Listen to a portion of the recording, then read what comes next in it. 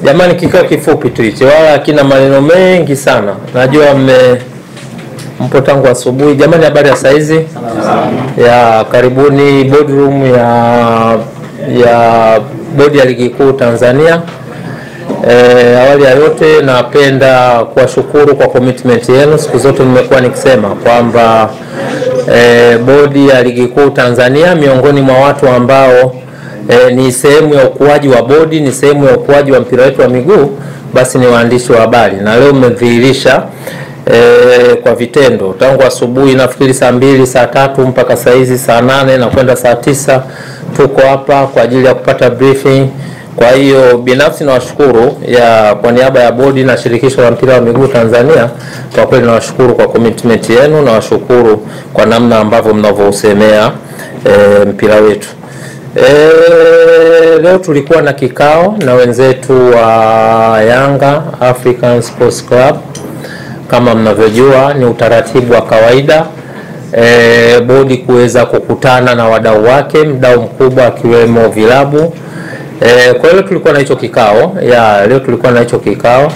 Itakumbukwa kwamba bodi ya ligi kuu Tanzania ni chombo cha vilabu. Na pale wenye chombo chao wanapokutana na watendaji na mamlaka za chombo chao, basi kwa kweli siku zote kumekuwa ni jambo ambalo sisi kama bodi, kwa maana ya good governance, kwa maana utawala bora, ni kitu ambacho tunakifurahia na kitu ambacho tunaamini kinaweza kikatuondoa kwenye migogoro na kutupeleka pale ambapo kila mmoja anatamani kuweza kufika. Sisi sote ni mashuhuda, kumekuwa na sintofahamu kubwa katika mchezo namba 184, mchezo baina ya Yanga na Simba ambao tuliwailisha pale tarehe 8 nafikiri Machi. Na tangu tulivyowailisha kumekuwa na mambo mengi yamepita hapa katikati. Mara baada ya kuwailisha tulipokea malalamiko kutoka kwa wenzetu wa Yanga wakijaribu kuomba bodi ya ligi kuu kupitia kamati yake ya usimamizi na uendeshaji iweze kuona namna gani nzuri ambavyo inaweza kuwapatia pointi 3, lakini pia kulikuwa na malalamiko mengine ambayo waliainisha katika barua yao. Bodi ikaweza kuwajibu na baada ya kumaliza kuwajibu kupokea wenzetu wa Yanga kuridhika na majibu ya bodi.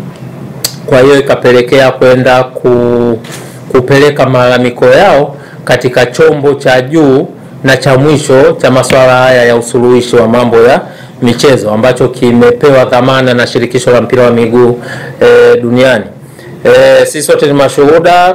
Baada ya shauri kupelekwa kasi walikaa wakalifanyia maamuzi, na baada ya kufanyia maamuzi vilabu vyote vilijulishwa, bodi tulijulishwa, shirikisho la mpira wa miguu tulijulishwa, na baada ya kupokea hiyo taarifa tulikuwa na wajibu sasa wa kueleza umma ni kitu gani ambacho wenzetu wa kasi wameweza kuamua. Kwa hiyo baada ya yale maamuzi sisi tuliamini kwamba kila kitu kimefika mwisho, na kwa mujibu wa utaratibu wa masuala ya mpira, kwa mujibu wa kanuni zetu tulizokuwa nazo zinatambua kwamba pale kunapotokea mgogoro wowote unaohusisha masuala haya ya michezo ya ligi, unaohusisha ligi, basi chombo cha mwisho chenye maamuzi ni kasi. Lakini ukienda kwenye katiba pia shirikisho la mpira wa miguu nayo inatambua hivyo.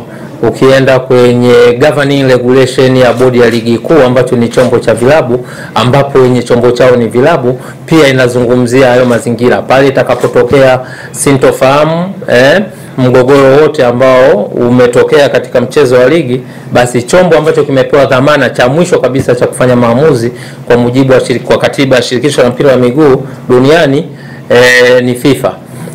Lakini pia hata katiba ya vilabu vyenyewe hivi ambavyo vinashiriki ligi zetu zote 3 ambazo tunazisimamia, pamoja na zile ligi za kule chini, kwa maana ligi za wilaya, ligi za mikoa, zote lazima katiba za kila timu lazima ziseme kwamba itakapotokea mgogoro wowote unaohusisha masuala ya michezo, kwa maana ya ligi na vitu vya aina hiyo, basi chombo cha mwisho kitakachokuwa na mandate ya kumaliza huo mgogoro ni kasi. na unaweza ukaona kwamba sisi tulisimama tukiamini kwamba swala hili limefika kasi, limeisha. Kwa hiyo tuliendelea na utaratibu wetu wa kutangaza ratiba, tukaupangia huo mchezo ratiba namba 184 kwamba utachezwa Juni 15, lakini bado pia kuliendelea na sintofahamu nyingi, sisi sote ni mashuhuda. Katika busara ya kawaida kama nilivyotangulia kusema kwamba Bodi ya Ligi Kuu Tanzania ni chombo cha vilabu, kwa hiyo kina wajibu pale mwenye chombo chake anapoonyesha kulalamika ama anapoonyesha kuto kutendewa haki, basi tuna wajibu wa kuona namna gani ambaye tunakutana naye, tunazungumza na vitu vya aina hii. Kwa hiyo tosha kusema kwamba katika kutekeleza haya ambayo nimetangulia kuyazungumza, leo tulikuwa na kikao na wenzetu wa Yanga kama ambavyo nilivyosema, na msingi wake mkubwa ni kuona namna gani ambavyo tunatoka katika hii sintofahamu iliyojitokeza tangu huo mwezi wa 3. Tumekuwa na kikao kizuri, ni declare interest kwamba tumekuwa na kikao kizuri. Ni aina ya vikao, ni aina ya transparency ambayo kama vyombo, kama bodi, kama vilabu ndio aina ndio platform pekee kwamba kunatokea tatizo, mnaandikiana barua, mnakutana, mnajadili mambo yenu kwa pamoja, and then mnatengeneza mwelekeo ili muweze kutoka hapo mlipofika. Kwa hiyo kwenye kikao chetu wenzetu wamekuja na mambo manne. Wenzetu wamekuja na mambo manne ambayo sisi kama bodi, kama secretariat tuna wajibu ya kupokea na kuyachakata. Sio kupokea tu, tunapokea na kuyachakata, na yale ambayo mnaona kwamba yako ndani ya skopu ya Bodi ya Ligi Kuu kwa maana kuyafanyia maamuzi, basi tunayafanyia maamuzi. Kwa yale ambayo tutaona kwamba yako nje ya uwezo wetu, basi tutapeleka kwenye mamlaka husika ili aweze kufanyiwa kazi na afanyiwe maamuzi pia. Kwa hiyo kwenye mambo manne, jambo la kwanza ambalo tumepokea kutoka kwa wenzetu baada ya majadiliano marefu, azimio la kwanza ni kuvunjwa kwa kamati ya usimamizi na uendeshaji ya Bodi ya Ligi Kuu. Sisi sote ni mashuhuda, kila baada ya mizunguko kuna kamati ambayo ipo kwa mujibu wa kanuni tulizojiwekea. Ukisoma governing regulation ambayo hii ina govern utendaji wa kila siku wa bodi, unaweza ukaona kwamba imetaja kwamba kutakuwa na kamati ambayo imekasimiwa madaraka kwa ajili ya kusimamia na kuendesha ligi. Lakini ukienda kwenye kanuni pia imezungumzwa. Kwa hiyo hilo lilikuwa ni ombi lao ama takwa lao ambalo wameliwasilisha leo. Jambo la pili ni kujiuzuru kwa afisa mtendaji mkuu. Jambo la tatu kujiuzuru kwa katibu mkuu wa shirikisho la mpira wa miguu Tanzania, na jambo la nne ni kuona kwamba Bodi ya Ligi Kuu Tanzania inakuwa huru, kwa maana inakuwa inakuwa chombo huru, inakuwa legal entity. Itoshe kusema kwamba secretariat pamoja na uongozi wa Bodi ya Ligi Kuu Tanzania, kwa sababu kwenye kikao alikuwepo mwenyekiti wa bodi, alikuwepo makamu mwenyekiti wa bodi, alikuwepo mjumbe wa management committee ambayo imekasimiwa madaraka na mkutano mkuu kuweza kusimamia utendaji wa kila siku wa Bodi ya Ligi Kuu. Tumepokea. Itoshe kusema kwamba tumepokea, na ukitazama kwa mujibu wa governing regulation tuliyokuwa nayo, haya mambo yote manne unaweza ukaona kwamba yapo out of scope, yani yapo nje ya uwezo wa Bodi ya Ligi Kuu kuweza kuyapokea, kuyajadili na kuyatolea uamuzi. Kwa mujibu wa muundo tuliokuwa nao wa usimamizi na uendeshaji wa ligi, haya mambo yote manne ukiondoa ile jambo moja la kwanza ambalo liko ndani ya uwezo wa mwenyekiti wa bodi, haya mambo matatu yaliyobaki, tafsiri yake mamlaka ambazo zinaweza zikayapokea, kuyachakata na kuyafanyia maamuzi ni kamati ya utendaji ya shirikisho la mpira wa miguu na mkutano mkuu wa shirikisho la mpira wa miguu Tanzania. Kwa hiyo tumewaambia wenzetu kwamba tumeyapokea kwa nia njema, kwa nia ya kujenga, tutayawasilisha kwenye mamlaka husika ili yaweze kuyafanyia kazi, na baada ya hapo basi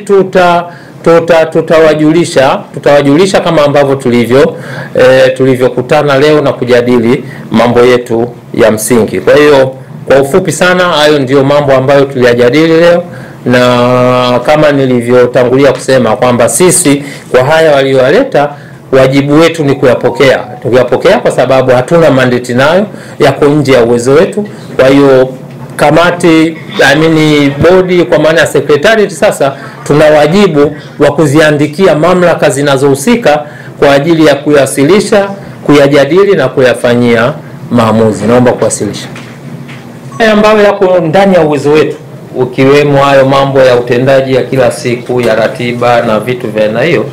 Kwetu sisi kwa haya ambayo yamekuja, tafsiri yake ni kwamba so far ratiba yetu ipo kama ilivyopangwa. Na kwa sababu gani?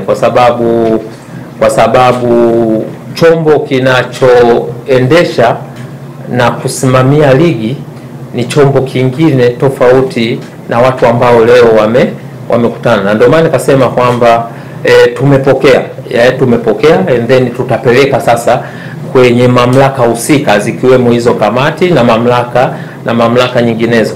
Kwa hiyo ukiniuliza mimi kama mtendaji mkuu, nitakwambia status quo ina prevail, kwa maana kwamba ratiba yetu tulisema kwamba mechi namba 184 itachezwa tarehe 15 mwezi wa 6 saa 11 kama sikosei. Kwa hiyo unaweza ukaona kwamba kwa kikao hichi tulichofanya akikuwa kikao cha kwenda kufanya maamuzi moja kwa moja, na ndio maana katangulia kusema kwamba sisi tuna wajibu wa kupokea na kuwasilisha kwenye kamati husika, kwenye mamlaka husika kila kipengele, ili waweze kukifanyia kazi. Lakini kwa kujibu hoja yako ya msingi, kwa mambo ambayo yako ndani mimi ya uwezo wangu ambao nayasimamia, ratiba yangu ina prevail, kwa maana status quo ina prevail unless mpaka pale kamati hizo tutakapowasilisha zitakapofanya maamuzi tofauti na ambayo tayari yameshafanywa awali. Kwa maana hiyo dabi ipo.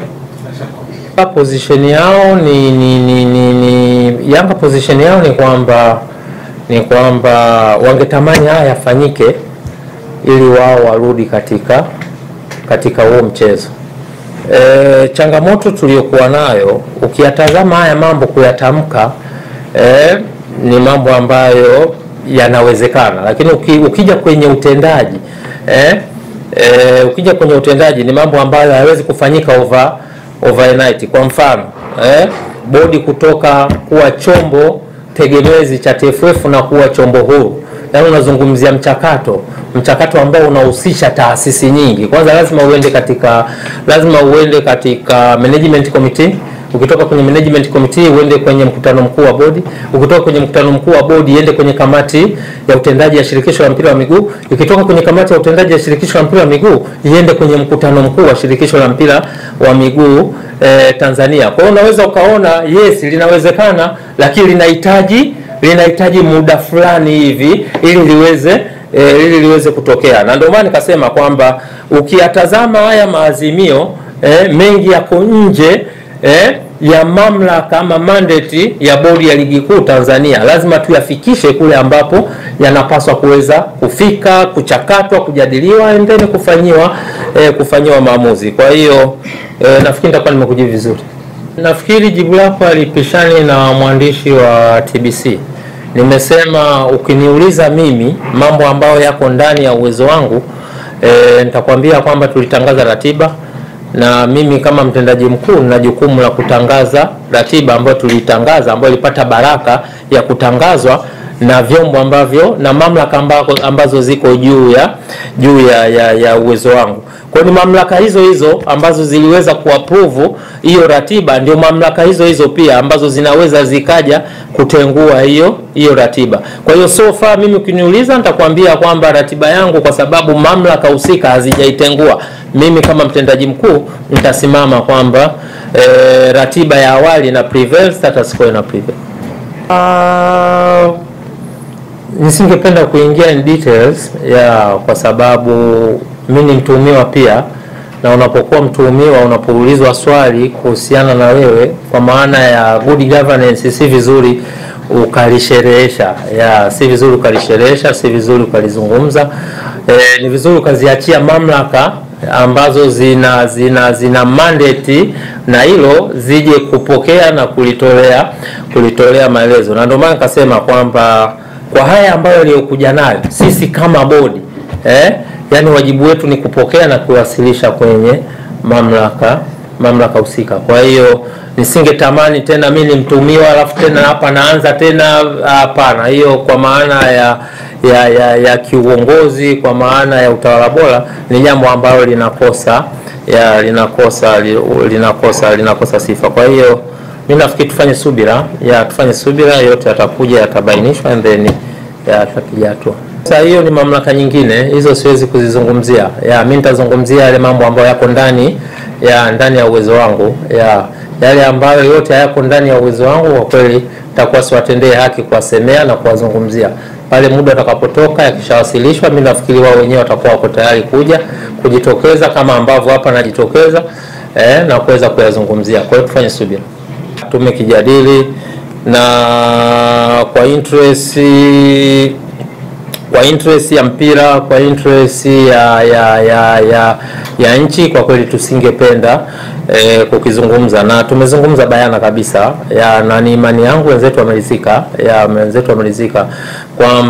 kwamba taarifa ya uchunguzi ziko mamlaka za nchi ambazo kwa mujibu wa sheria na kwa mujibu wa utaratibu za nchi wamepewa hiyo dhamana. Wapo wenzetu wa TAKUKURU na viko vyombo vingine vya ulinzi na usalama ambayo wana jukumu hilo la msingi la kufanya masuala hayo ya kiuchunguzi katika level kubwa zaidi lakini tupo sisi pia kwa maana ya bodi, kwa maana ya shirikisho la mpira wa miguu kupitia kamati zetu tunafanya hayo mambo ya kiuchunguzi katika level hiyo ambayo sisi tumekasimiwa kuweza kufanya. Kwa hiyo bahati nzuri tumeliweka wazi yale ya kwetu, tumewaambia yale ambayo mamlaka za nchi wanaendelea nayo pia tumewaambia. Kwa hiyo ukiniuliza sasa hivi nitakwambia kwa interest za mpira wetu, kwa interest za nchi siwezi kulizungumzia kwa sababu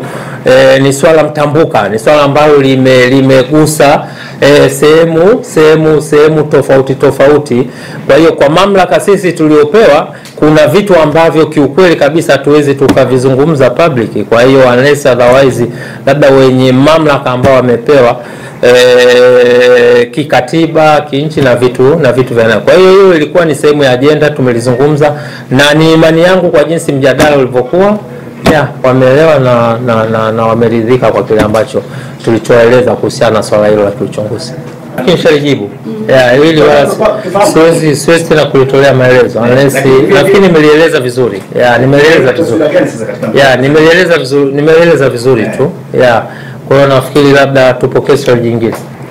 Sasa hilo mimi singetamani kuwa msemaji, yani ukilitazama hilo inawezekana ikawa sehemu ya mjadala, lakini ukilitazama kiundani, yani ni Yanga wenyewe, yani ingekuwa vizuri Yanga wenyewe wangelielezea kwa mapana na marefu yake. Mimi nafikiri kwa yale ambayo niliongelea kuhusu mchezo wa dabi huo na ligi kwa ujumla na haya ambayo tuliopokea, mimi nafikiri kama yanajitosheleza. Lakini ukitaka clarification zaidi kwamba Yanga wanasemaje, nafikiri ni vizuri wao wenyewe sasa wakalisemea hilo. Nisingetamani kuwasemea ama kuwa sehemu ya Yanga, lakini yale ya ujumla naweza nikaya clarify hapa ili tuweze kuona namna gani ambavyo tunatoka hapa tulipo twende pale ambapo kila mmoja anaweza kutamani kufika.